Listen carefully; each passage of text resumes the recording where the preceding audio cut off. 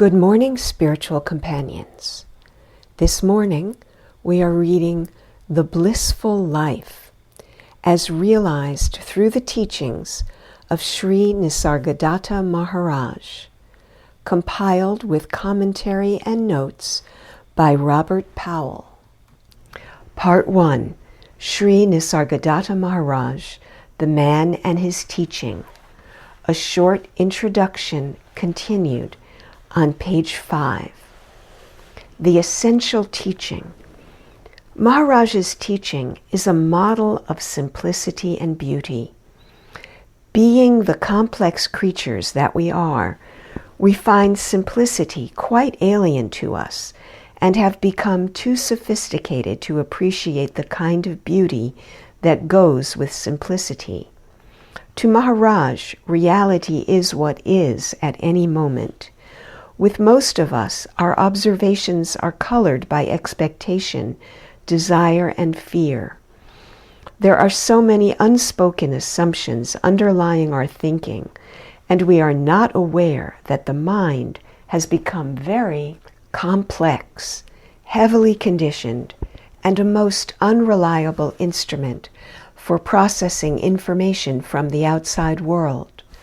The problem has crept up on us because we have never gone into the basic processes of perception and conceptualization, and have assumed that the mind is all there is, thereby ignoring the aware intelligence which makes it all possible. Essentially, what happens is that we see the multifarious shapes of the physical world, and immediately the mind comes in and attaches names to these forms, and so gives them continuity. Then every new perception is fit by the mind into the familiar framework of past entities perceived.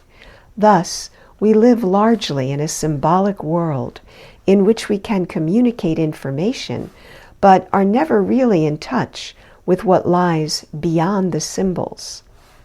The words and symbols are taken for the real. Maharaj endeavors to wake us up from this dream of unreality and induce us to discover our real self.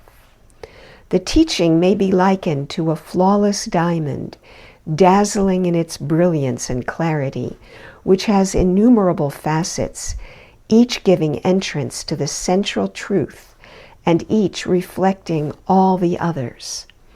Let us examine one of these facets.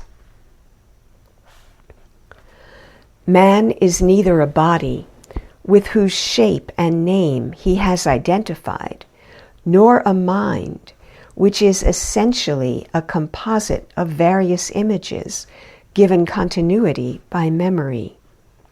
What he is, his self, cannot be defined in positive terms, for the latter are always derived from and dependent upon body-mind. It is best referred to in negative terms: not this, not that, not anything, neti. It can be experienced or realized when one goes beyond the words I am and holds fast to the feeling of I am, which all human beings have in common, and this is the one thing they cannot disagree about. Footnote: even in the unlikely event that someone were to play devil's advocate and maintain, I am not, who is it that says so? In the very denial, he would confirm, I am. See page 51. Back to the quote. This awareness is undifferentiated and, not being dependent upon body or mind, lies outside space and time. Rather, the opposite is true. Space and time lie within this self-awareness. They are the very framework of the mind and constitute its particular mode of functioning when engaged in the customary process of linear thinking. Although we have been brainwashed into believing that we exist within the world, the truth is just the reverse. The world exists within the self. Therefore, to remain true to our real self, we must not get entangled with unreal things and stay totally aloof from the events of the body and mind. This implies to strictly maintain a stance of pure witnessing, never intervening or trying to control the events in our psychological, emotional world.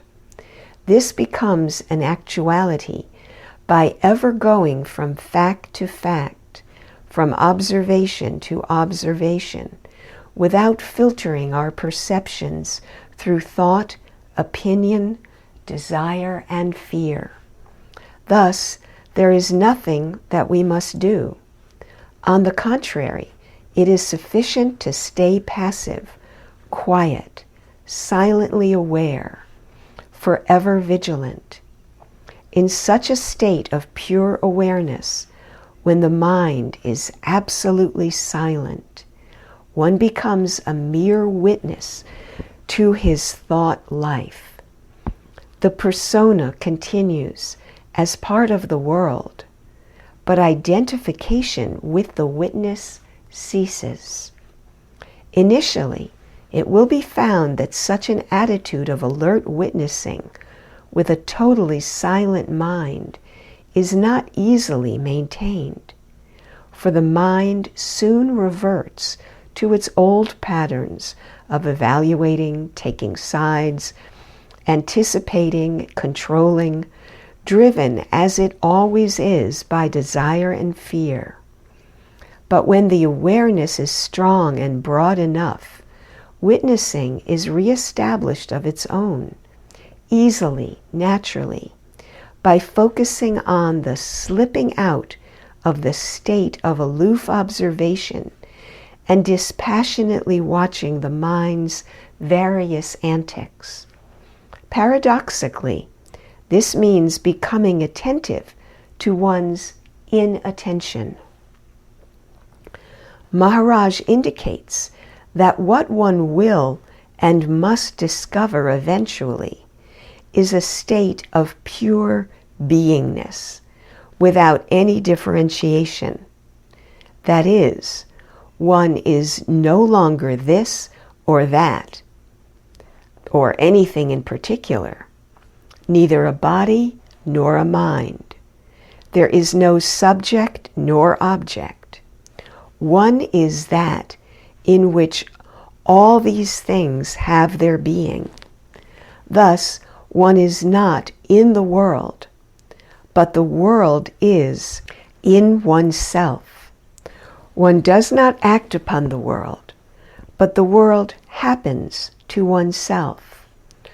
All has its beginning in the me, in the I am, that shines in every human being. The reader will appreciate that this realization is a lot more cosmic than those speaking of cosmic consciousness can ever dream of. This writer has never had any problem divorcing himself from the idea he is the body, for he has never felt the soma to be his basic reality, has always considered it to be a mere mental reflection, the product of the senses and the brain. As to the psyche, in his lifetime, he has held to so many different and conflicting images of himself, with varying degrees of self-importance, and acted from these inward subjectivities in his outward relationships, that one day he simply gave up on all of them and realized his essential no-thingness. From then on, he has lived in a state of unknowingness with respect to his self-being, bordering on the naive and what some may consider the unrealistic. However, if what is unrealistic is ultimately subjective and arbitrary, then so be it. These days he remains wary of all the efforts by the mind to box him in. He shuns all its supplications to demand his allegiance or identification. At all times, his attitude is to maintain a respectable distance from the mind and its fabrications. End of today's reading.